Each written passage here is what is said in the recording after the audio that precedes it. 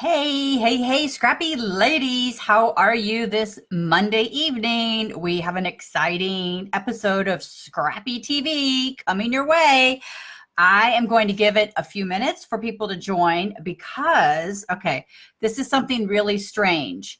I have my phone here next to me so that I can monitor comments, and my phone says that it is 4 past the hour. However, my computer says it is right on the dot. So depending on whoever your carrier is, apparently they changed the time of the universe. So I don't know what's going on. So hang with me. Hey, Stephanie. Hey, Sheila. You ladies, hang with me. I am here. I am just getting this up on my phone so I can see it and mute it at the same time. Here we go. Monday evening. Hang on. I got to mute it. All right, so that is muted, and I can see you ladies. Oh, hello, hello. How are you? All righty. So, yeah, so that is crazy. So your phone, look at your phone and tell me what time it is on your phone, because your carrier, like Sprint or AT&T or whatever, their satellites determine what time it is. And according to my phone, it's 4 minutes later.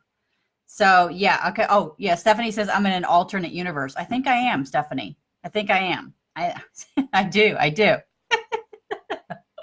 Too funny. So I know people are going to be joining, and I want to make sure. Okay, the glasses. I think I have figured out the glare. I think I figured it out.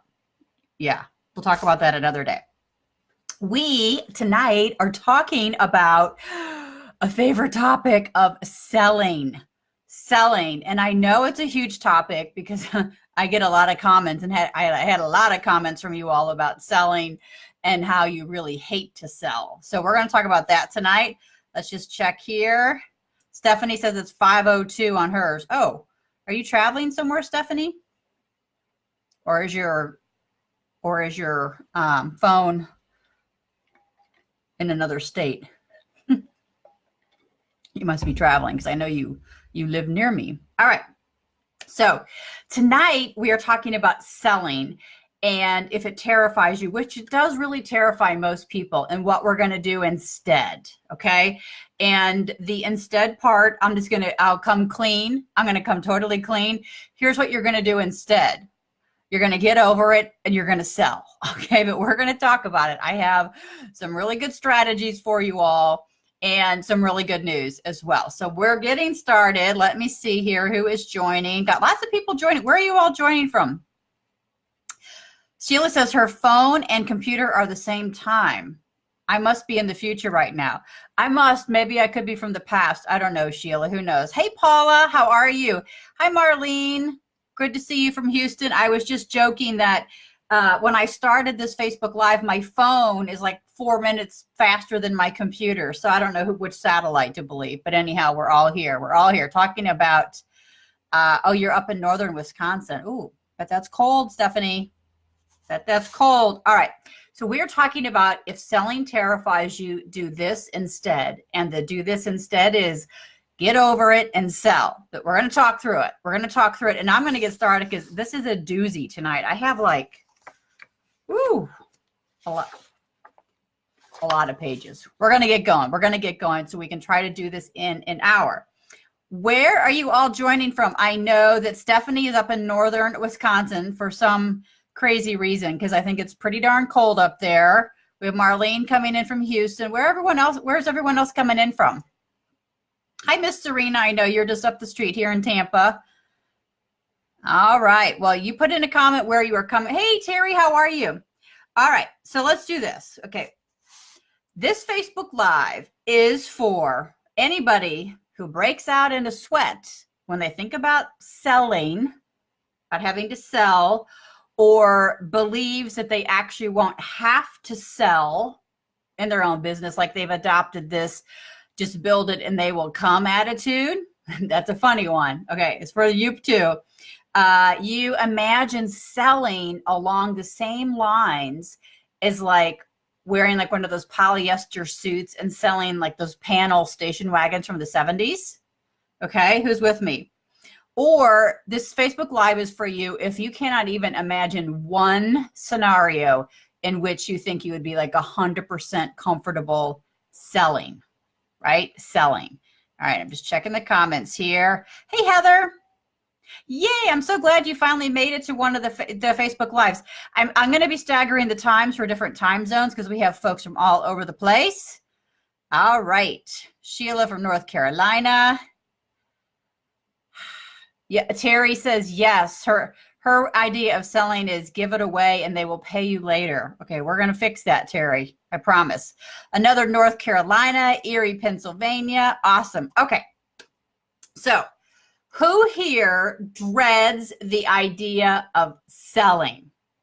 And what do you think is the scariest part of selling? Okay. So I want you to comment who dreads selling and what you think the scariest part of selling is. And what I'm going to do, hey, Norma, what I'm going to do while you guys are commenting, I want you to comment and tell me what you think the scariest part of selling is or what you really dislike about selling. And I'm going to do a quick intro because we have a lot of new folks here. A lot of new folks coming in and out, which is fantastic. It's so exciting. We're building an army. We're building an army of women over 50. We're going to take over the entrepreneurial world. So I'm Colleen Kohanek. I'm the founder of the Scrappy Frontier here. I got laid off at 48, started my first business, had several WTF moments, days, months, years. Anyhow, figured it out. And then I started this business, the Scrappy Frontier, so I could share what I learned in starting my first business so you could avoid all of those same mistakes. If you've been here long enough, you know I tell it like it is. I'm not going to blow any like rainbows or unicorns up your skirt. We have no time to waste. We get to it. We get right to it. All right, let me see what kind of comments are coming in here. Okay, Terry says, people won't like me or my product and they'll be totally unappreciative and demanding. Okay. Serena says rejection. Yes. Hey, Anna Maria, how are you? Or Anna Marie, excuse me. Paula says getting my products out there that people want or like, also getting found on the web. Yeah, those are certainly challenges to selling for sure. And we're going to talk about each of these. Marlene says closing the deal. Yes. Asking for the money. Norma says, I don't like hard selling. I prefer a soft sell. And if you love the product, that helps. Absolutely. And you're kind of jumping to one of the punchlines, Norma, because we're going to talk about that. Hey, Sabrina. Oh, good to hear that you're great, Anna Marie. Okay, super. All right. So on to tonight's topic, selling. All right. Let me guess, because a lot of people think this. You think that selling is kind of like manipulation, or it is manipulative. I have trouble with that word, manipulative. Selling is manipulative. I got it out. Or maybe you think that selling is going to bother people, like you're going to be pestering people by selling to them, or you just think it's downright annoying because you think of selling as those jerks that call every 7 minutes while you're trying to have dinner and say, do not hang up. This is not a solicitation. You're like, click. Yeah, I'm hanging up. All right, let's see here. Good. Sabrina's taking lunch break. Sheila, selling is having to open up to or approach people I don't know. I'm an introvert and have trouble with that. Very good point, Sheila. And I know a ton of people are introverts. So that whole idea of having to kind of open up and sell is scary. Anna Marie says, I need more confidence in selling. I don't want to be pushy. And we're going to talk about this because selling should never be pushy. And we're going to talk about that in a second. Why? Okay. All right. So we've talked about who dreads it, the scariest thing. I'm looking at my notes here, ladies. These people who go on Facebook Live and like they wing it. If I did that, I would already be talking about the visit to the vet today and my dog's allergic reaction. I'd be in the weeds. So I have to have my notes so I stay on course. All right. Okay. So last week we talked about how to validate your business idea. So if you weren't able to join that video, you can catch the replay. But one of the things we talk about validating a business idea is you want to make sure that this idea that you have fallen madly in love with is actually a good idea in the sense that it's going to make money, right? And that it's going to get you to the lifestyle that you want and it's going to make money, which I've said that twice now, I know, because it bears repeating. But we need to validate our business ideas. And one aspect of that we talked about last week was this notion of talking to potential customers about your idea before you start your business, and really getting to understand what what these potential customers really need, want, desire, etc. Right? So part of validating this idea is talking to real people.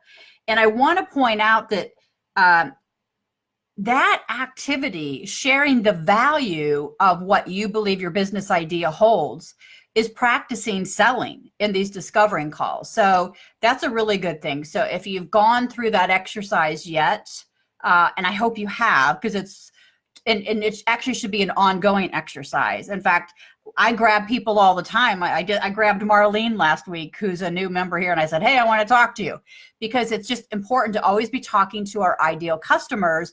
And one of the reasons for that, besides making sure that our idea is valid, is we learn and get feedback from our customers on how to talk about the value of what it is we do. And that becomes super, super important. But I want to, so these discovery calls, the great thing is it is practice selling, and it's kind of no risk, because you're not asking somebody to bust out their wallet and give you like $50 or something. You're not asking them. You're really just asking for feedback. So if you haven't done those discovery calls yet, please do, because it's a great place to practice talking about the value of your thing. All right, I'm going to stop here a second, see what we have coming in here. Okay, water break. Oh, I totally forgot this new toy I have. Hang on. Pretend we're just starting.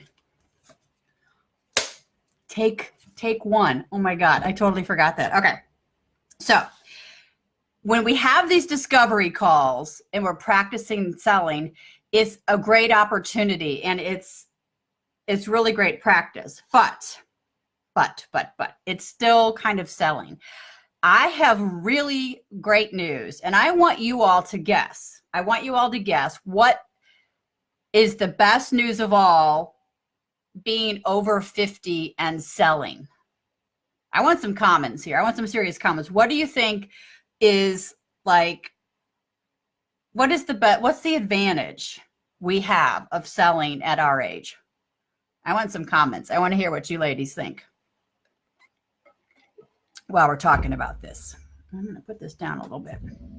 All right. I want some comments. While you guys I'm going to give it a minute for some comments. What is the advantage? What do we think the advantage is of being our age, 50 or beyond, and selling or having to sell? All right. I don't see comments coming in yet, but they're coming, I know, because of the delay. Here's the greatest advantage, lady. Our people, aka all of us over 50, we are master talkers. Why? We didn't grow up texting. We actually grew up talking to people, having real conversations, like face to face, like real conversations. That's a skill that has apparently lost these days. Let's see. Norma says knowledge. Absolutely. We're a hell of a lot smarter. Of course we are. We've been around longer. Anna Marie says trust factor. Absolutely. I think, yeah, the experience we have. Terry says, because I've reached an age that I don't care so much about what others think of me, and I'm more confident about who I am. I'm comfortable in my skin. Absolutely. Totally. Sabrina says life experience. Yes, all of the above. But I also think one of our greatest assets is we actually know, and I'm kind of being facetious, like we know how to have real live conversations with people. Whereas a lot of younger folks today is like, I'll text you, and it's not the same experience, right? So we do know how to talk to people, which is a very valuable asset in selling. Okay. Now I want to get to, before we get into this, I want to have a little selling reality check. And I don't like tough talk. So I have this little puppet here. If you are going to have a business, you will have to sell. Period, paragraph. You will have to sell all of the time, as a matter of fact. If you think you won't have to sell, well, don't even forget about it. Just don't even have a business. Because seriously, if you think you can have a business without selling, no, heck, it won't happen. The whole build it and they will come doesn't work. It absolutely doesn't. Or give it away for free and eventually they'll pay for it. Doesn't work either. You have to be able to toot your own horn. You have to be prepared to talk about the value of your thing. The value of your thing. You have to be enthusiastic about your thing, right? Because if you are not excited about your thing, why the hell am I going to be excited about it, right? So you have to be enthusiastic about this, your thing, and the value that you bring. You must be confident. And this is a biggie because a few of you said earlier, maybe I need more confidence to sell or I need to work on that. You're just going to have to fake it till you make it. And I know you can do that because we've all been around the block a time or two. We know how to fake it till we make it. The whole thing is if you can't talk about your thing, your business with enthusiasm and excitement and confidence, why is anybody else going to, take you seriously? So that's just kind of a reality check. If you want a business, you will be selling. You will be selling with enthusiasm. You will be selling with confidence, even if you don't feel it inside. But we're going to get to like the whole selling part and what it really means, right? So I have another question for you. Have you ever been in a job or position where you sold, where you had to sell? Like, have you had, like in my corporate days, I had a sales territory. I was in sales for a long time. Have any of you sold? Sorry, I got to move here. All right. Oh, I got to sit in the right place too. Otherwise we cut off the S and we move from the scrappy frontier to the crappy frontier. And we don't want that. We have had comments on that before. Hey, Liz. All righty. So here's the deal. So Liz, I'm guessing Liz is saying she's been in sales forever. It's a trick question because every single solitary one of us are in sales and we sell all the time, every single solitary day of our lives, right? When you have to compromise with a spouse or partner over like a leather sofa versus a fabric sofa, you're selling a point of view, right?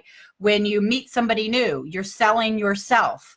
When you get a bid from a handyman and you're negotiating, that's selling. That's selling. The first time you meet like your child's girlfriend or boyfriend, they're selling. Well, they're selling the heck out of things because they know they got to get you. So Norma says, heck yeah, I'm in retail. Oh, well, Norma, so you have great experience. And if you've already been selling, Liz has cold calls and all. The dreaded cold calls. I hated those. Oh my gosh.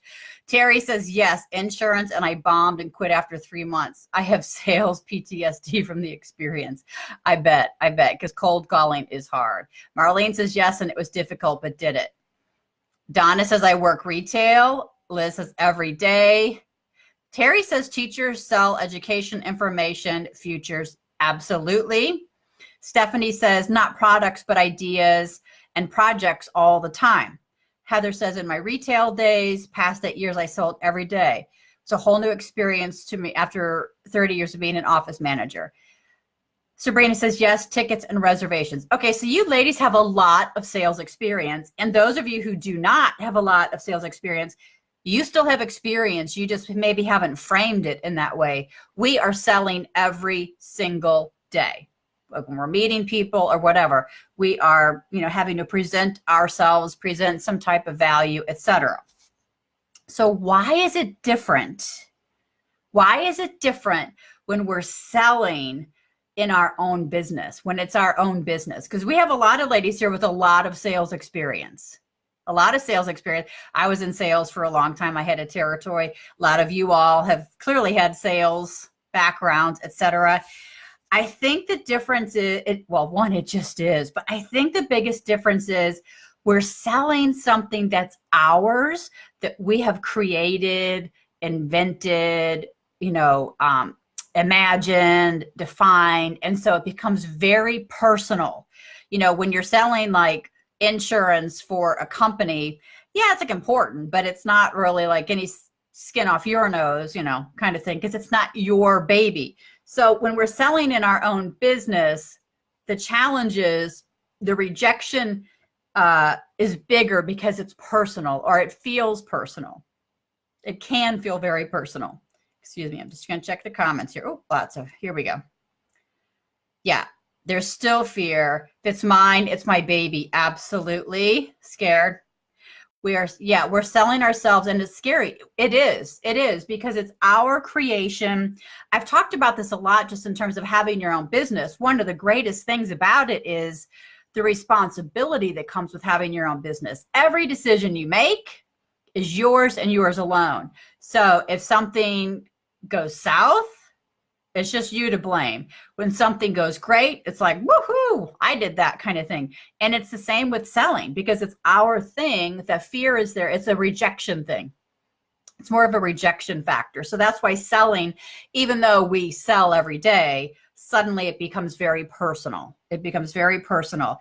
And I think in the beginning, especially, okay, I wrote this down. It's our thing. But in the beginning, we really lack confidence. Like, we believe in the value of it because we've created this business. We love it, but it's not proven yet.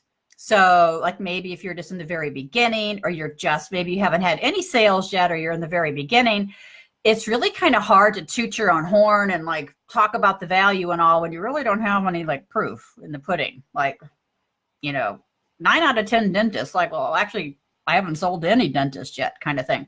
So in the beginning, it's not that we have to have false bravado, but we definitely have to, get in that moment where we can talk about our business, even when it's brand new and maybe not have proven sales yet. So that's something we have to keep consider. So selling is definitely scarier when we're selling our own thing, because it becomes very personal. This whole factor of rejection, that whole thing. So, but that's not where the story ends. That is not where the story ends, because I think one of the greatest things we can do, first of all, is shift our mindset. And I'm going to talk about 3 or 4 rules, I can't remember, to sell, what I consider to be rules of selling that should help alleviate what it is you do when you are selling, right? Let's see here. Terry says it's lonely at the top. It is. And when you're running your own business and you're like a solopreneur, you're the top, middle, and bottom. Yeah. Liz says truth. Okay, let's see here. Heather Smith says, I think the hump for me is selling a part of myself, art and handcrafted jewelry. Oh yeah, and having to justify my prices. Sometimes it's easy for those customers who appreciate handcrafted, but there are those who just don't get it. Absolutely, Heather. And a lot of that comes from the story you tell, the value that you put behind it, et cetera. And when you're a creative, you're bringing even more kind of guts and glory to the process than somebody who's maybe has a service business or something. Not that there's anything wrong with the service business. I just think the creatives, like you're bringing more, into it. Hi, Mubaraka, how are you? So, okay, so let's talk about, how do we sell? How do we sell with confidence, consistency, enthusiasm, etc.? So it's really all about shifting how you think about selling.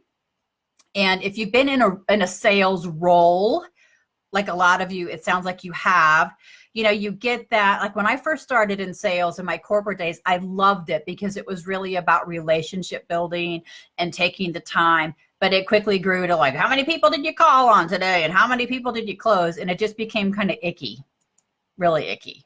Not kind of icky, became icky. All right. So know the rules of selling. Rule number one, and you can write this down. You are not selling a product or service. You are not selling a product or service. You are selling the outcome, the emotion, or the result. And that is critical to remember. That is why I put it number one. You are not selling. So, okay, I have the Scrappy Frontier. I am a business coach. My products include a couple Facebook courses, the Scrappy Business Club that I'm about to launch, right? Those are the products that I sell. But what do I really sell? What do I really, really sell? I sell convenience, expertise, support, and community. That's what I sell. Convenience, support, expertise, community. What I really sell is I've pulled together the business starting pieces in a cohesive manner so I can present those to you and you can go through the 1, 2, 3, as opposed to having to, Google the internet and spend the next 28 years going through the 38 million hits you get on Google, right? So I sell the convenience. I know how you need to learn because I am you. So I can teach you more quickly in a way that you're used to, right? My help gives you confidence that you're taking the right steps and that you are going to be starting a business with far less risk, not riskless, but less risk. So there, I help kind of eliminate or reduce this whole fear of failure. That's what I sell. That is what I sell. So like, just to say, like my Facebook Foundations course, that is a product. What do I sell? The convenience of having a Facebook manual, because there isn't a user manual, right? So I'm selling the convenience of it and the expertise and the, okay. I have some more examples here. Kelly is another scrappy entrepreneur. She's a photographer, a portrait photographer. Her product is professional portraits, right? What does she sell? What does she sell? She doesn't sell portraits. Nobody wants to buy a portrait. She sells, here's what I wrote down: memories, confidence, feeling great about how you look, like, dang, look at my senior picture, I look awesome. That's what she sells. She sells that result, that feeling, that outcome. That is what she sells. Terry. Terry's here. All right, Terry she has a trike tour company. Does she sell tours? That's her product. What does she really sell? Terry, what do you think you sell? Let's see. Hey, Darlene. No worries if you're late. There's always a replay. Absolutely. So you can catch it from the beginning. Mubaraka says, I've been getting bold and talking to strangers and telling them about value for the real estate. Good for you, Mubaraka. I had no doubt in my mind. Relationships. Hey, Michelle. All right. So Terry's probably chiming in. So Terry, our trike tour operator, what does she really sell? She sells experiences. She sells community, that type of thing. That's what she sells. So her product is a tour company, but she sells, or she needs to be selling, the outcome, the result, the emotion of what happens. To well-being. Okay, she sells well-being. That's a great one. So well-being, absolutely. All right. Oh, Paula. I think Paula was going to. Paula, another scrappy entrepreneur. She has a senior moving company where she helps seniors either downsize or move into assisted living facilities. So her product is really kind of estate sales and moving and organization. But what does she really sell? She's selling, and I'm looking at my notes here, convenience. She's selling relief during what could be a very difficult time for families and elderly people. She sells the speed of getting like this massive project done in a short period of time. That's what she really sells. And when we understand what we are selling, it becomes a hell of a lot easier to talk about it. A hell of a lot easier to talk about it. So, for example, I'm just in the process now of writing a sales page for the Scrappy Business Club. Am I going to sit there and say, no, we're going to meet 17 times in a week and for 4 hours? No, because that's not what it's about. That's what is going to happen. But what I'm going to talk about is how I can help you start your business with less risk, how you can be confident taking the first steps, right? I will appeal to your emotions and your deep needs. That is what I'll do. So we have to know what we are really selling, because it is not the product or service that you offer. It is something very different. So for example, Mubaraka, who's in real estate, your product is selling homes, or houses, I should say. What you're really selling is a home to a family that's going to make memories there and raise their children there and have holidays there. And that's what you sell. So you have to know what you are really selling, and it's not the product or service. That is just the thing. That's just the thing. So we really have to understand what it is we're really selling. All right. All right. So that was rule number 1. You are not selling a product or service. You're selling an outcome, result, or emotion. And here's a pro tip. So how do you find out what your customers really want? And I am looking at my notes here. You have to keep asking, so what or why? So for example, I'm a business coach for women over 50 to start a business. So what? So they can start a business with more confidence. So what?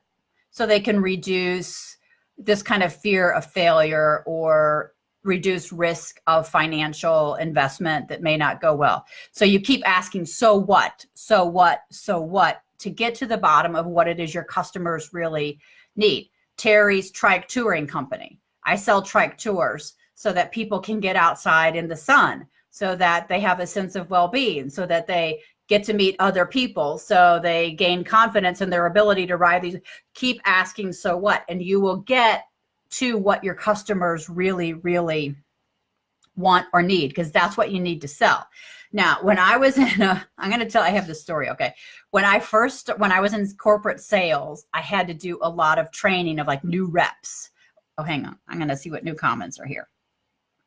Hang on. Water break, and let's see here. Okay. The product is our trike tours. Yes, what I'm selling is socialization, happiness, well-being, and self-esteem. Bingo! Ding, ding, ding, ding, ding. Totally. That's exactly what you sell. And that's how you're going to talk about it.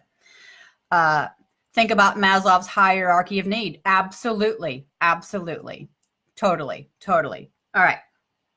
So back to this.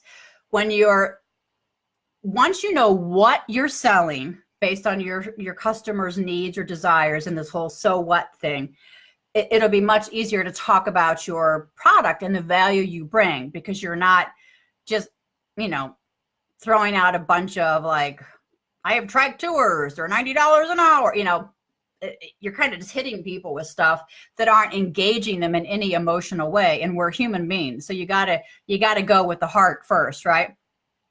So when I was in sales, and I had to train a lot of reps in sales, and we had this, they would be like these brand new reps, and they would come, and of course they had to learn their products, right? And so they'd work hard memorizing all their products and everything for their training. But then we had this thing that it's really kind of a gross statement, but we'd say new reps they'd go call on the customer. I'm in front of a customer, and what would they do?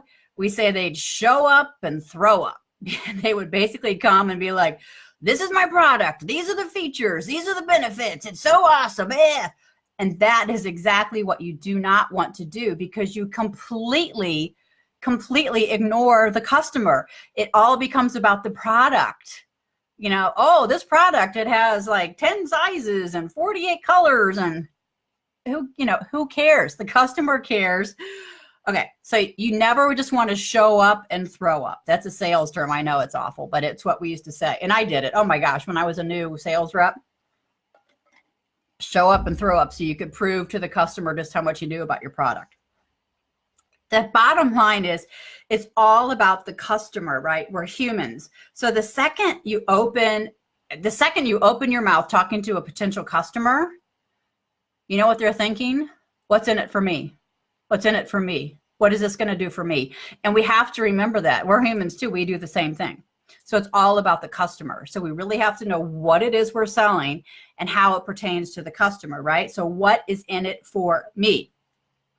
Nobody wants a business coach. They want to start a successful business with less risk. Nobody wants a portrait. They want to walk down the hallway and see that cool picture all the time and remember that day we took that picture and the dog was crazy. They want the memory of it, right? Nobody wants a trike tour per se, but they want the camaraderie, the being outside in the sunshine, the fun. So just think about that. We really have to think about what it is we're selling and what's in it for me. So rule number 2, we're getting there. It's all about the customer. all of the time and what your thing does for them. And we talked a little bit about this last week in terms of validating your business idea, because sometimes when we're starting a business, we're really keen, like we have this great idea and oh my God, I love it so much. And we get out there and we talk about it, and we have to be open to listening to our customers, because they may be echoing back something a little bit different that we might need to be open to listening to. Okay. So you want to always, you never lead with, hey, I'm Colleen, I've won 17 awards and my business, and the customer's like, who gives a shit? Like, well, we just met, what's in it for me? So we always have to remember that. Let's see. So lead with your customer, what relates to them, talk to their heart always. I was actually looking a couple hours earlier. I've done a ton of recorded videos and Facebook Lives, but do you know what my number one video right now in terms of like organic views, not paid views, Facebook ads is? Number one video right now that's getting the most reach, most comments, most everything is the video I did. The title was, I got canned at 48 and became an entrepreneur, and you can too. Why? Because it's hitting boom, right there. It's right there. A lot of people have been, either laid off or whatever it is, but it spoke to it speaks to people. And so that video is really, it is getting a lot of engagement. So you have to start thinking about how you can talk to your customers, their heart, that, from that kind of perspective. Even if you sell something that's maybe kind of nondescript, that doesn't feel like it would be like emotional, it is somewhere along the way. So another pro tip I had from a manager when I was in sales, and I love this one because I can talk a lot. His number one advice, this was when I was first in sales, Doug was his name. I'll never forget it. He was kind of a tough cookie. He's like, Colleen, just shut up and listen. Just shut up and listen. Your customer will tell you everything you need to know to share the value of the product you're bringing to them. Shut up and listen. And that was the best piece of advice I ever got, because, when you're new at sales, like in an official, and you do the whole show up and throw up thing, it's not good. And it's not about your customers. It's about you being able to say, like, I can memorize a whole bunch of shit. So you have to listen to your customers. They will tell you. So for example, when you're validating your business idea and you're on these discovery calls, which you should be talking to your potential customers all of the time, one of the things that's really important to do is listen to the words they use to describe their needs or wants. Because even one little word different can mean so much to a customer in the way you describe it or whatever, if it's going to hit home. So I want you to listen more than you talk when you're talking to customers. Let's see here. Okay, Liz and Mubaraka are, yeah. Okay, so Mubaraka says, how do I sell homemade food in Indian pickle? And let's see here. Diantha says, you're selling convenience and novel experiences. Absolutely. You're selling something unique. You're selling something that people aren't going to get at the, local grocery store or whatever. So Diantha's right. You're selling convenience and novel experiences and the chance to try something new. Totally. All right. So that was rule number 2. You need to be doing more listening of your customers than talking. And then what I want you to do is I want you to really absorb and capture, I do this in my notebooks and spreadsheets, capture the words that your customers are using to ask questions or respond to your questions. And I want you to capture that, because you're going to be able to use I want you to use those same exact words and phrases when you're talking about the value of your thing. You want to use your customer's language. And it's very easy for us to get kind of caught. I've talked about it a million times, the curse of the competent, where we know our thing so well and we have our jargon. Sometimes we forget to listen to how the customer talks about it. It's huge. And you've seen me. I've done surveys with all of you before. I've done polls. And what I'll do, for example, with surveys when I'm done is I'll put those in word clouds, and I will literally find out the words that you all use most to describe kind of what's going on or like your challenges. So listen to your customers more than you talk. Let's see here. Donna says, hey, Donna, yes, exactly. Listen to the customer. They will tell you what they want, need, and like. Yes. And really, when you do discovery calls, like when I do discovery calls, I usually come into them with a set of a few questions. And we talked about this last week, where it's good to have like a set of same questions you ask your customer so you can kind of gather data. But what you really want is just to prompt them to start talking. And that's where you kind of get to the gold, because they're going to tell you. So I'm just imagining, let's see, like Terry, your trike tours, your people may not say like, oh, I want well-being.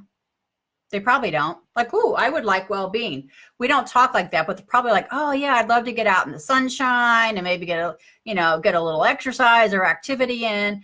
And that's what you want to listen for, is how your customers talk about things, rather than how we have kind of defined them in our own minds. And that'll be really different. So you can use their language talking about the value of what you do. Number 3. Okay, so that was number 2, know your customer. Number 1, know what you're selling. It's not a product or service, right? It's a emotion, result, or outcome. Number 2, know your customer inside and out. And by the way, your customer is not everybody. You really need to hone in on who your precise customer is. The riches are in the niches. We've talked about that, but your customer is not the entire world. So you want to dial that in for sure, so that you can speak their language. Number 3, rule of selling. Okay, I need a water break first. How are y'all doing? Is this helpful? I see some thumbs up there. Hey, Christine. Oh, I love this. They tell me the rides, let them know they can. I love that. And that actually needs to be like on the front of your brochure. That quote right there, that testimonial right there. That's perfect. I love it. So, all right, give me a thumbs up if this is helpful, because I got a lot here. I kind of packed a lot in here. I still have more pages here. All right. We're still good on time. Okay. So we had number 1, know what you're selling. Number 2, know your customer. Number 3, this is a biggie. Selling isn't selling, it's serving. And we have talked about this before in other videos. I can't remember which one, but I know we've talked about it before. Your thing, the thing you want to do, has tremendous value. You're bringing tremendous experience and passion and a lifelong of knowing and expertise to this thing, right? So it has tremendous value. Now, it also has tremendous value to your audience, your specific audience. Again, you have to know your audience, who they are, find your people, but it has tremendous value to your audience. If you never talk about it or never sell it, you're actually doing them a disservice, because there are people out there that want and need your thing and the way you deliver it. And what's amazing is, because we live in this world now where we can really easily reach huge audiences with a touch of a button, our audiences can be huge. So there are people out there wanting what you have, but if you never dare take that step to talk about it and the value of it with excitement and enthusiasm, then you're depriving them of that opportunity to say yes or no to it, right? So you're serving. What you're doing is serving those people who want, need, desire your thing. So I think that's maybe the biggest mindset shift, is to not think of it as selling. Like, I think we think of selling as like the people who call you during dinner, like, don't hang up, we got, cruise deal for you. And they're kind of intruding on your space, and it's kind of out of context, and it's just random because they're just calling everybody, right? Just checking the comments here. Okay. Oh, good. Yeah. So you have to just get to this place where you think of it as serving, and you have to know the value that you're bringing, and you are bringing tremendous value to what it is you do. And it doesn't matter what your product or service is, you bring tremendous value. So if you never dare to talk about it, then you basically take that opportunity from people to put their hand up and say yes or no to it. So selling is serving. So you're serving, a need that a customer needs filled. You're serving a solution that somebody needs. You're serving, like we talked about, Paula's moving service. She's fulfilling a huge need. If she didn't advertise or promote it, nobody's going to know about it. And there are people out there who'll never get the opportunity to use it who really need it, right? So we have to think about selling is serving. Let's see here. Norma says, if you love it, they will too. Absolutely. I would say this. Oh, hang on. If you love it, your right people will love it too. Because we all have a very specific, no matter what we do, we have a limited audience. It can be massive, but there's a very specific audience that we need to be speaking to. We can't be speaking to everybody because then we're speaking to nobody. But yes, if we love it, they're going to love it too. Absolutely. I love that. Let's see. Terry says, I need to do a Facebook Live like yesterday. Do a Facebook Live. Ladies, come in, go. If you guys want to practice Facebook Lives, go into the Facebook group. It's a closed group, the Scrappy Frontier Facebook group. This is the page, but go into the Scrappy Frontier community. Do Facebook Live. Practice there. If you want feedback, ask for it. We're never short of opinions. Seriously, if you want to practice, do it. Let's see, Darlene. I handcraft, customize, and personalize party and event essentials, invitations, favors, centerpieces. Great. So Darlene, I'm not sure how to pronounce your name. I apologize. So, okay. So that is your product. What do you believe you sell? What do you believe you sell? In my opinion, you're selling convenience. You're selling something that's going to be unique. You're selling time, because I'm not going to have to take the time to do these things myself if I'm having a party. I'm sure they're unique because they're handcrafted. So that kind of gives me a little status, because I'm not just, having a party at Chuck E. Cheese. No, I'm having this this fun party with handcrafted stuff. So that emotionally, or like on a personal level, people are always looking for status. And I follow this lady that always talks about how, it's not the lawnmower you want. It's the fact that you want your lawn to look better than your neighbors. So there's a whole kind of status thing too. So that's selling the emotion, right? All right, let's see here. Oh, Mubaraka, if you go to the Scrappy Frontier community, the closed group, you can practice doing a Facebook Live there. It's just, you act like you're going to do a regular post, and you click Facebook Live. And you go live and you talk. And then when you're done, you click done. And there's actually a whole series of videos on how to do Facebook Lives here on the page. Or on your Facebook business page. Yes, you can do Facebook Lives anywhere, actually. You can do a Facebook Live on a business page, in a group, and on your personal profile. I was just suggesting if you wanted to practice doing Facebook Lives kind of in a closed setting, you can go to the Scrappy Frontier group and do that. And just practice. All right. Am I pronouncing your name right or wrong? Darlene, Darleanne? Let me know. I apologize. Okay. So, see, I need to check my notes now. Where was I? Get off on these tangents. I get all excited. All right. So, rule number 3, selling isn't selling, it's serving. So, we have to get comfortable with selling. Right? We want to talk to potential customers all of the time. And we want to shift our mindset from seeing selling as like something that's manipulative and bothersome, as something that like, hey, I got something I think you're really going to like and need and want. And I just want to give you the opportunity to know more about it, because that's really what we do. That's really what we do. A great place to practice selling, start a Facebook page. Back, seriously. Go to live networking events. This is a great place to practice selling, getting feedback on how to talk about the value. Because if you go, to a live networking event, and I know Paula in a group, I'm picking on her because I know her. She's local to my town. She goes to a ton of like local networking events. Her business is local, but she practices her pitch all the time. So she gets very comfortable with it. And she has gotten her pitch so that it's very service oriented and not selling, which is the whole point, which is great. So believe in yourself.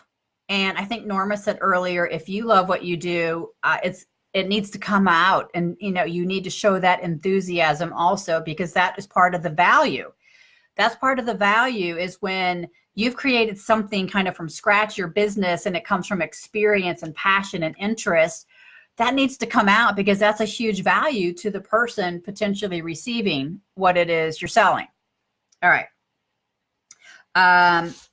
I want you to dig really deep when it comes to what you're selling, because that is where the service is going to come in. That is where the service is going to come into it. So for example, okay, here's a good example. I just signed up for one of those like meal delivery service things like Home Chef or Blue Apron, one of those like where they send you all the ingredients. And yes, they're selling food that is arriving at my door, but they're selling convenience. They're selling to me, like what the solution they're solving for me is, having to learn to cook for one, which totally sucks because I'm like throwing stuff away like all the time. So I have gotten into bad habits like having cereal for dinner and crap like that. So they're selling convenience. They're selling interest.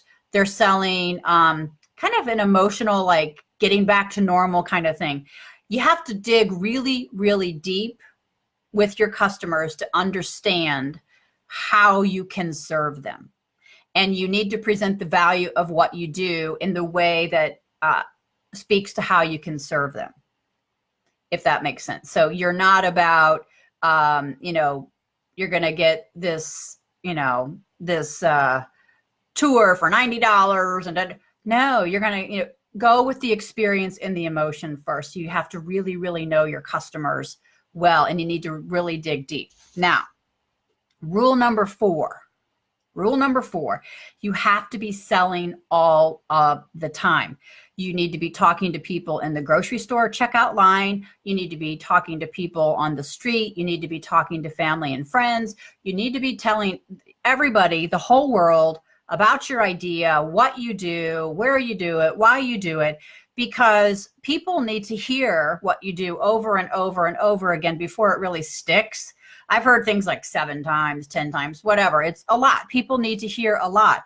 And you need to work with word of mouth, whether it's a virtual word of mouth online or whether it's live word of mouth, if you have a more localized business, right? So,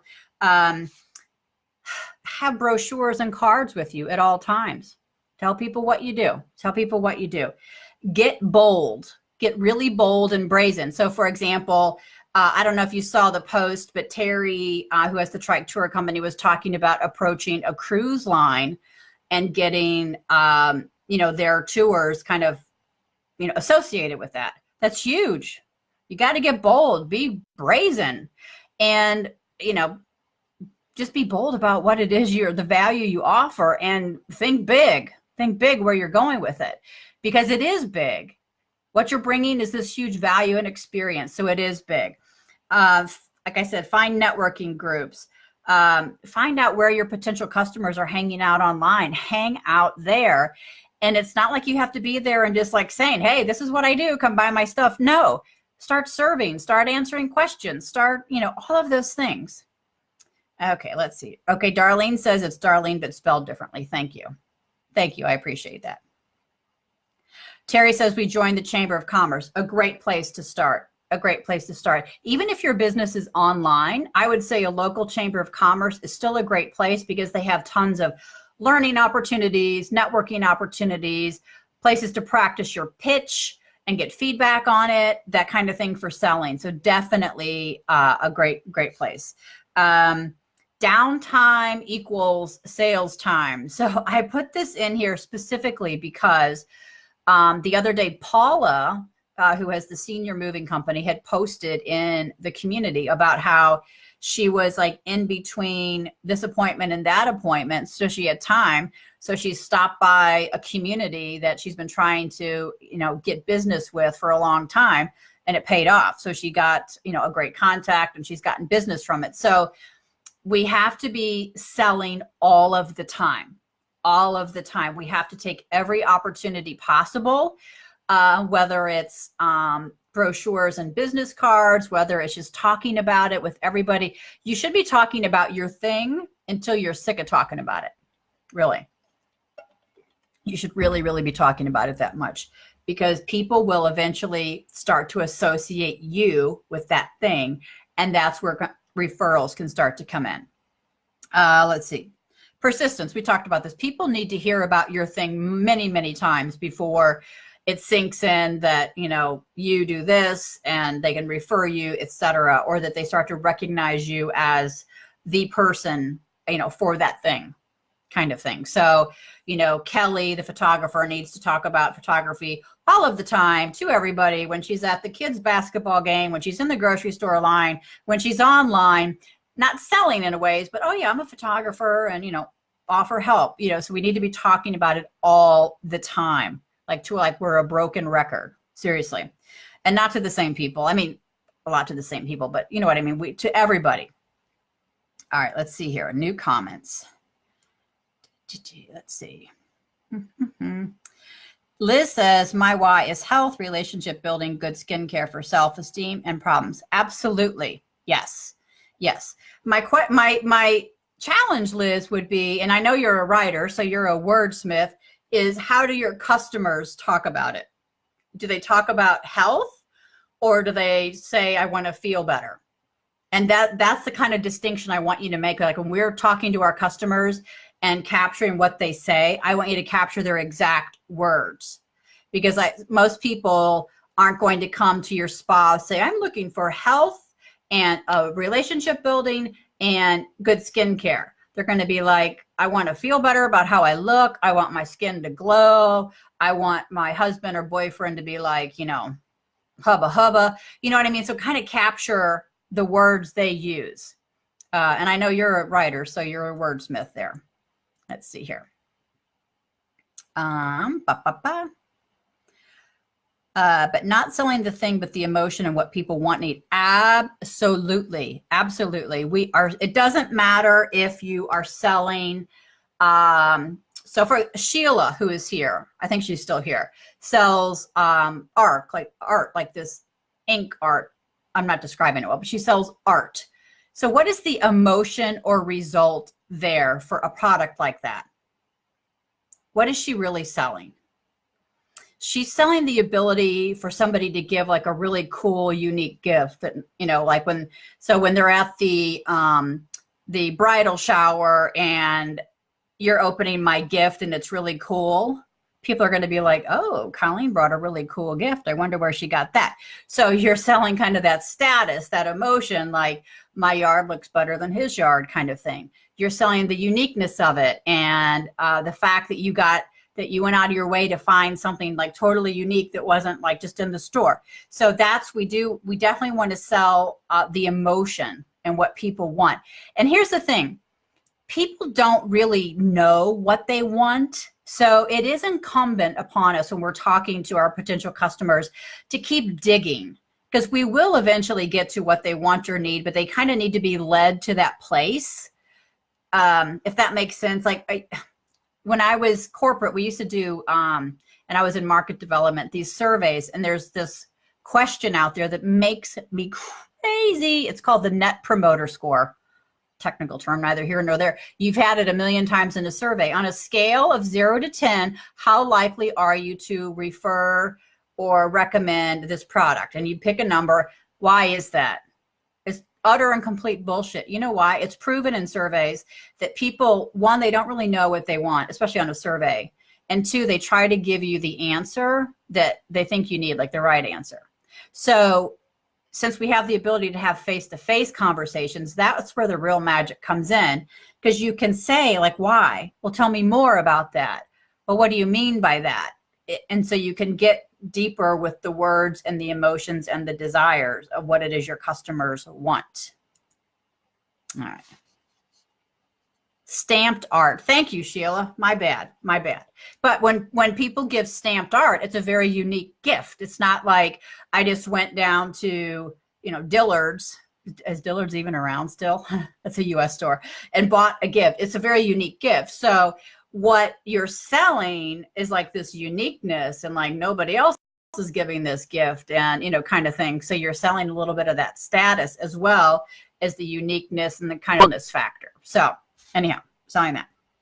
All right. So I got off track again. Selling all the time. We need to be talking about what we do, why we do it, how we do it, to everybody, because it really is a numbers game. The more people that know about what you do, the more you're going to be able to sell. And the thing is, you gain momentum it's really hard in the beginning, like we talked about earlier, when you don't have kind of proven sales, because it's kind of hard to talk about, the value when you haven't sold it yet. But I promise once you get a few sales, now you have that momentum, like, well, these people loved it and blah, blah, blah. Okay. All right. Some reality bites to keep in mind. Bringing this guy back. Okay.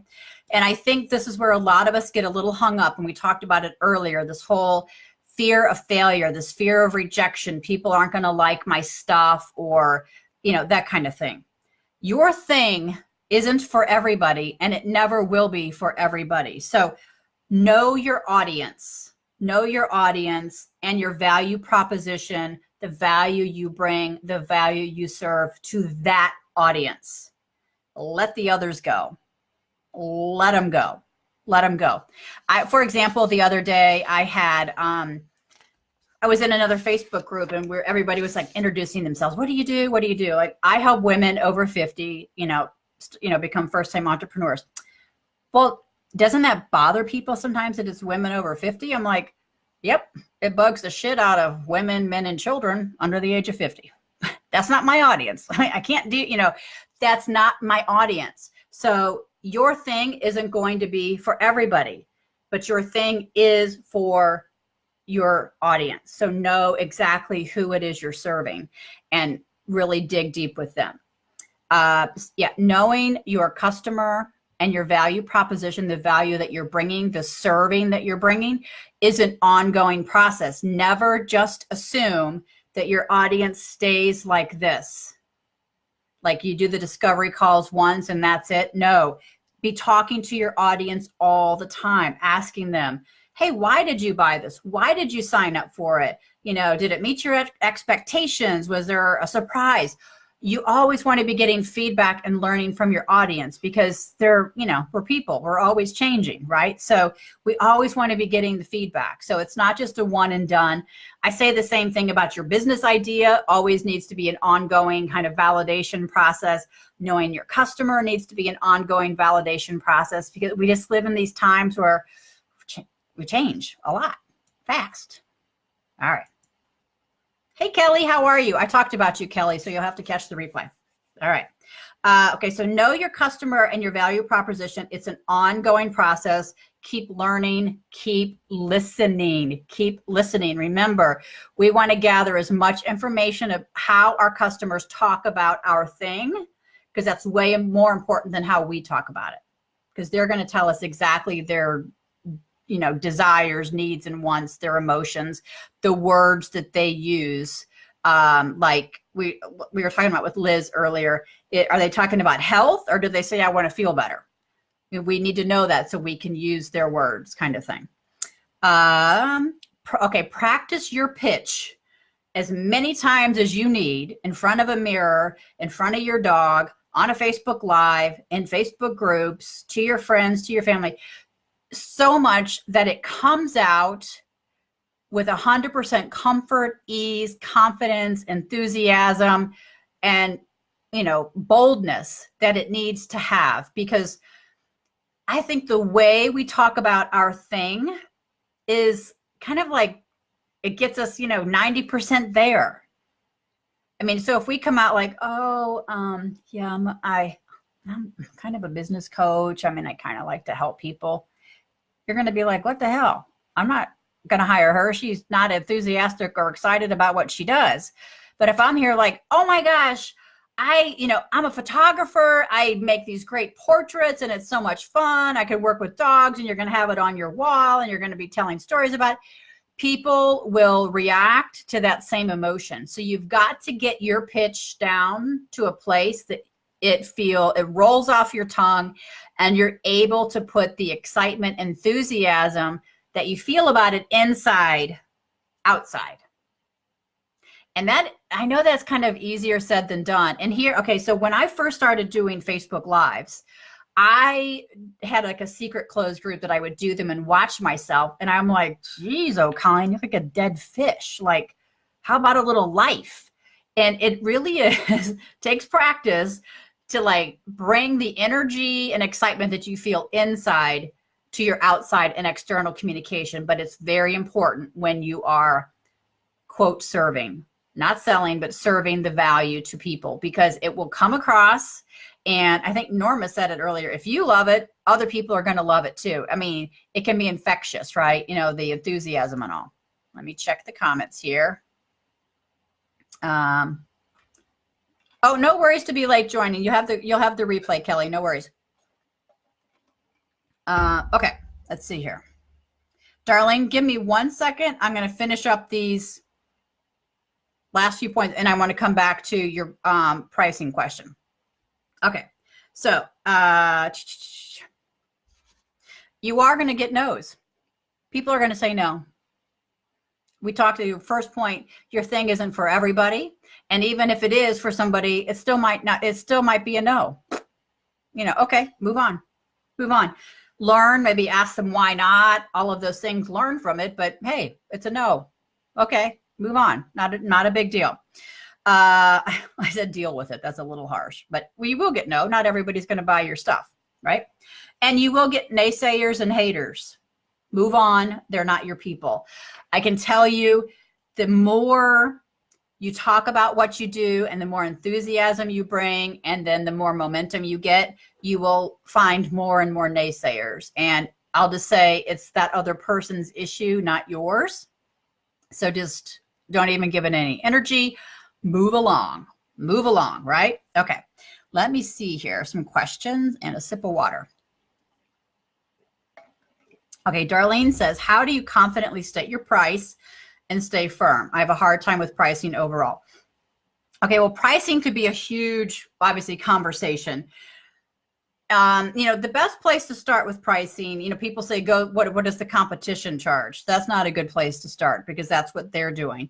But you do have to take into account what they are charging, but obviously your time, materials, the value, your expertise, what it is you do, the convenience. So that's where like really knowing what you sell comes in to a very important place. So if you think about the convenience, the time you save people by the service that you offer, the uniqueness, the status, the relief, the emotion, all of these things, the value adds up. Quite frankly, with pricing, I think it probably needs to be tested. But I would say from experience, we women tend to have more money kind of mindset issues, and we tend to want to price things lower because we're afraid of charging what the true value is, because we're afraid people won't buy it. That, talking about your price, first of all, if you notice when people are selling things, like you're going to buy a car, they don't come out and say, that's $15,000. No, they come out and they start saying, hey, do you have a family? What are you going to be using the car for? They start telling the story. They start trying to figure out what it is you need. They don't talk price first, because the price isn't the value. You have to get the value of what you do across first.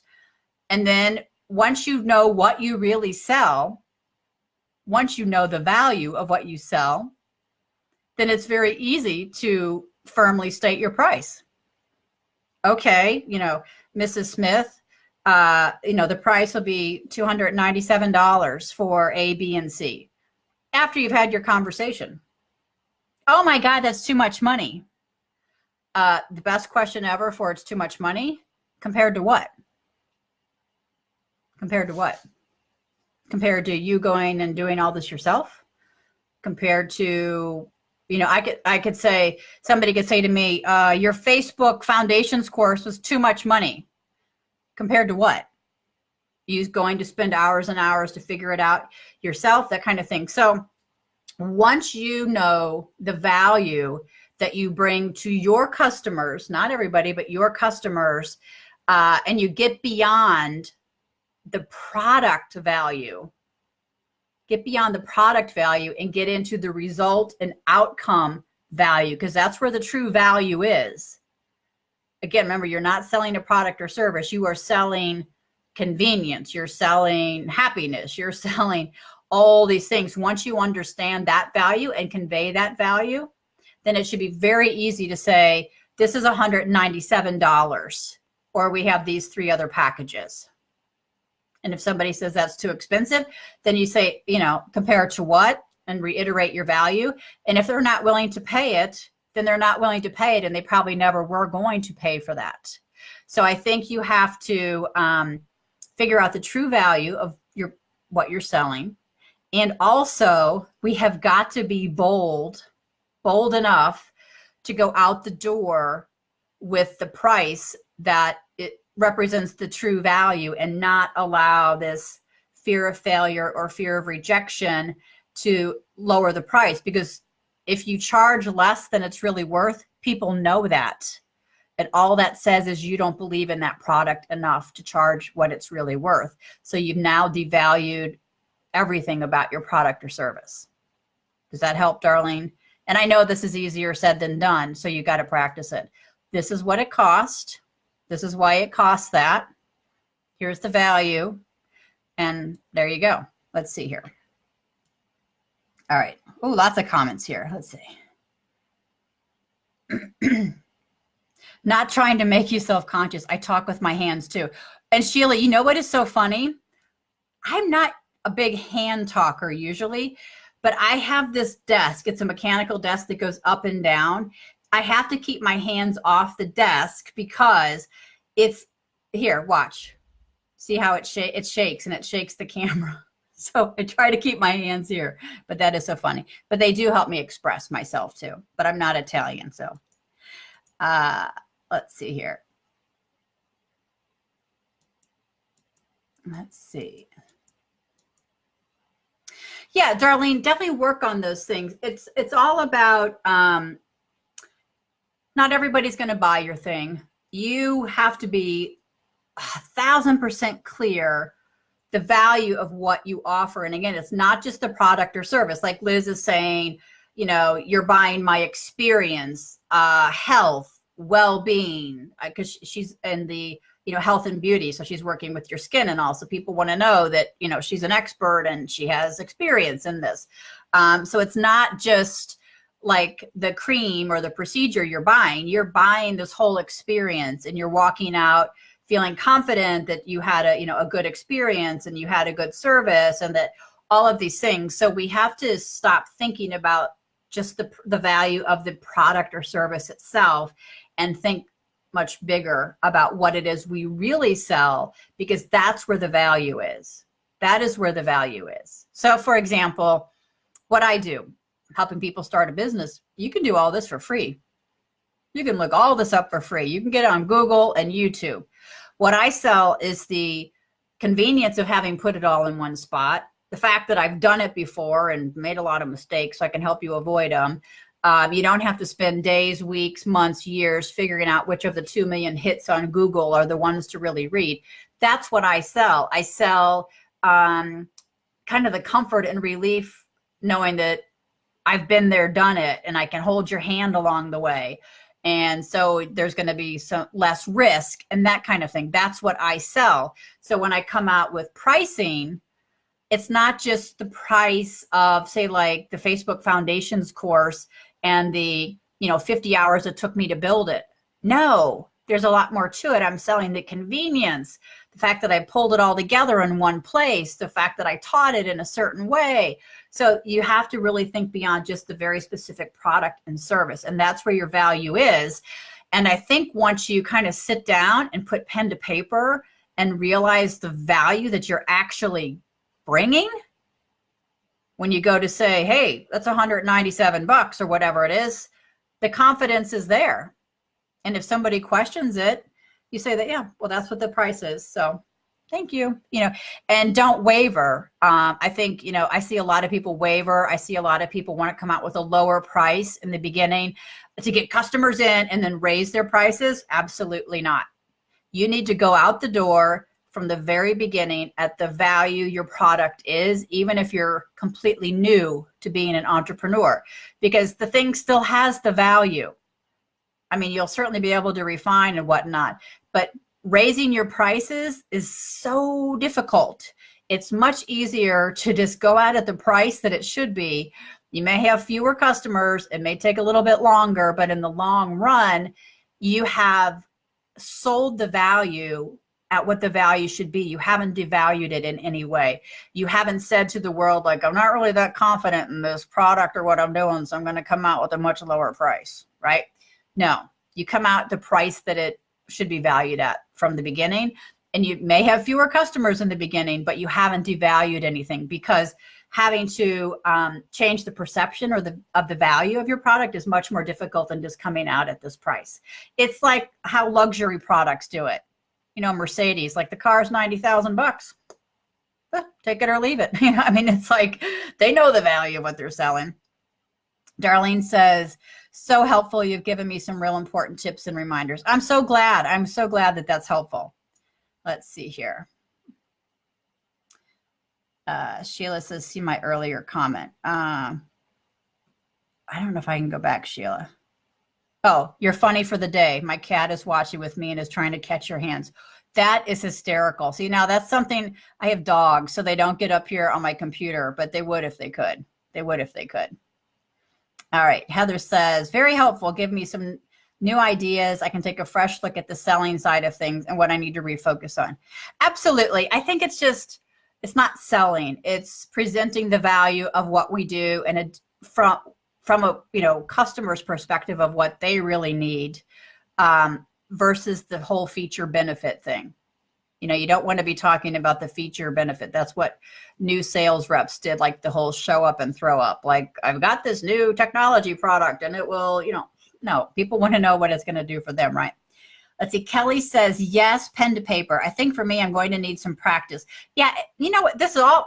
We all need practice, and it all takes practice, and we get better and better at do it. Maybe write out a script with objections and some responses that I can memorize. That's a great idea, Kelly, because I think that's another thing, and I should have put that in here, is one of the things we're afraid of are the objections. Like, you tell somebody the price, and they're like, oh, that's expensive. I think the best comeback is compared to what? Because nobody's doing what I do or the way that I do it. But I do think having kind of ready answers for those objections is a great idea, because then you're just more comfortable responding. Let's see, because when I get into a sales talk, I get nervous and blank out, even though I believe totally in the value of what I'm offering and how important it is. Absolutely. And I think it's practice and kind of knowing what it is you're going to say. If you have an opportunity, like to go to Chamber of Commerce networking events, there's tons and tons of networking events. There are online events, in-person events. I personally think in-person events are a great place to really practice your pitch. Like here, where I live in Tampa, I belong to a group called Working Women of Tampa Bay, the local Chamber of Commerce. There's all sorts of like local networking groups that I have been to in the past. And it's just a great way to practice your pitch and get feedback. And, people will start asking you questions, so you can kind of, get comfortable answering them. And that's another great thing with your pen and paper and spreadsheet, is capture the objections people say. I mean, the number one is price. It's always price, always price. Oh, that's too expensive compared to what? It's, I think the best answer. But there's going to be other objections, like, for photography, I don't know what they would be, like, that is expensive, or it's going to be hard to get the whole family together, or what will we wear? I mean, just start capturing the questions you get or kind of the pushback you get so that you can come up with a way to respond and you're comfortable. Oh, let's see. Oh, lots of stuff here.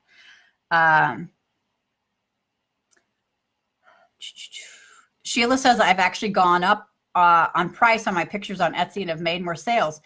There is a definite perception about price. And if you price something too low, people know it in their gut and they question it.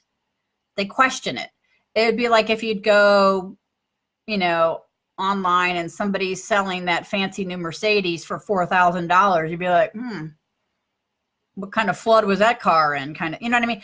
People know in their gut. They may not say it, but we know what something is worth. And so if we try to sell it at much less, people are like, either you're not that confident in it, or it's not really worth that, or people know something is off for sure. So I think that's great because you've raised the price. People know that's the value. And now the perceived value and the perceived kind of status of that product is raised as well, Sheila. So I think that's great. Donna says, sound sincere and believable in your product. You can convince the customer they want it. I don't think it will definitely be sincere and believable. And I think that comes from starting a business, doing something you love anyhow, like that you're excited and, you have the experience and you can talk about it. I think that authenticity should come naturally because you really do love what you're doing. In terms of convincing, I would say, I don't know that I would use the word convince, Donna, as so much as, it is convincing because a lot of people don't really know what they want, but rather than convincing is really getting really good at sharing the value of what it is you do from a customer's perspective, because that helps the customer understand what they need and want, because we often can't articulate it. You know what I mean? Like we feel it, but we can't necessarily articulate it. So I think when we get really good at sharing that value from your customer's perspective, you're helping them see that, oh my gosh, yeah, like I totally do need that product. That's going to totally solve my problems. Like I couldn't articulate that, but that's totally going to solve my problem. Sheila says, I think by going up on my price, I'm thinking that people see my pictures have more value and quality. Absolutely. Absolutely. Luxury brands do it all the time. Is a Gucci handbag really worth, thousands more than another one? It is in perception. Absolutely. All right, let's see here. All right, Sabrina, thanks for coming. I know you have to get back to work. Thank you so much. Let's see here. Diana, sometimes I can't afford something I want, but I tell the artist, it's not that your prices are unreasonable. In fact, I think that that's an awesome price. I just can't do it. Not your fault. I can't afford it, or I don't need it yet. Absolutely. I think that's great. And that's what I was saying earlier. Not everybody who is your ideal audience is going to buy your thing. They might come back in 6 months and buy it. Maybe they have the money then.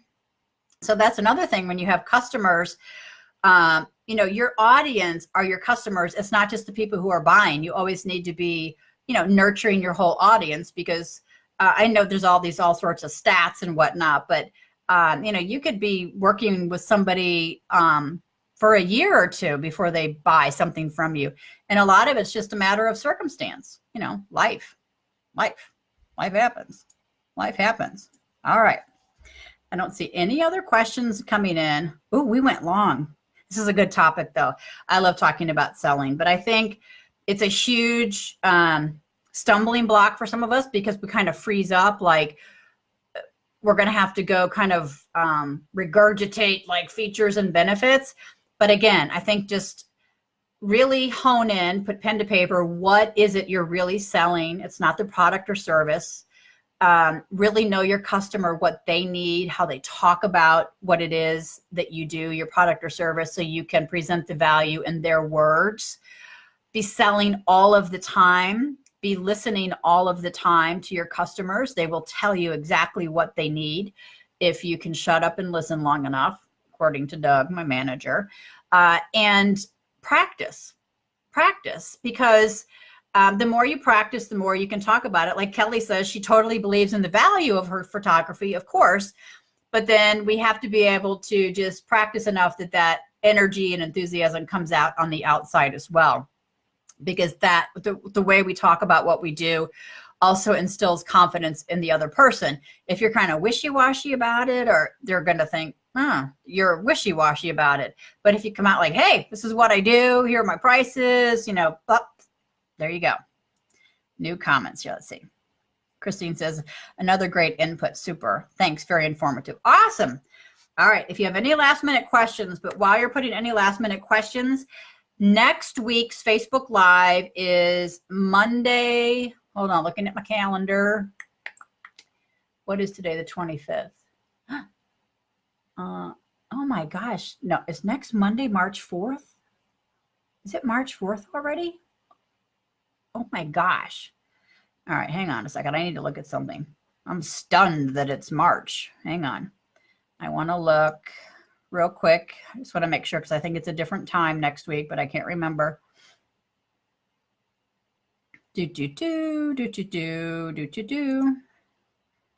Hang on. Oh wait, March 3rd, Monday.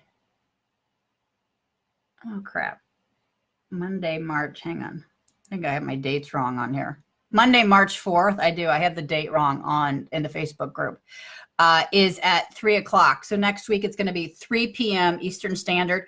Always a replay though for anybody who can't join live. So no problem there.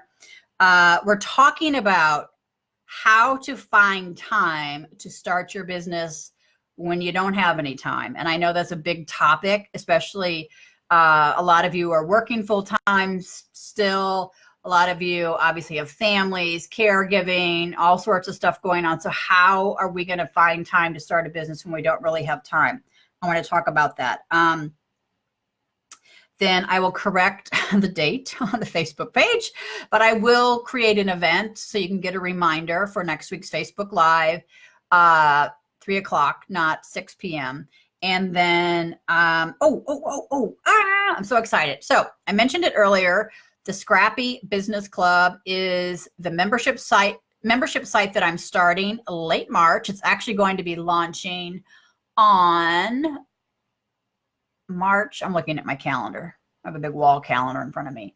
March 19th. But I would really encourage you to get on the wait list so that you're the first to know when the doors open, and there'll be limited spots because I'm going to be doing like a founding members type first program for the Scrappy Business Club. It's a monthly membership model that, you can cancel anytime, but it's, like a Netflix thing. But what we'll be doing is a monthly master class, like an in-depth activity on doing something to start your business, but very step-by-step implementing, etc. There'll be live coaching sessions where we actually get face-to-face on Zoom and talk about your specific business and your specific questions. We'll have live co-working sessions, similar to the live coaching sessions, but a little bit less structure, and ongoing support through a community. So that is coming. I'm going to drop the link. Well, actually at the top of this page, you can click on the big cover image and there's just a link to get on the wait list. It's like just your name and email, nothing else there. But get on that list so you're the first to know.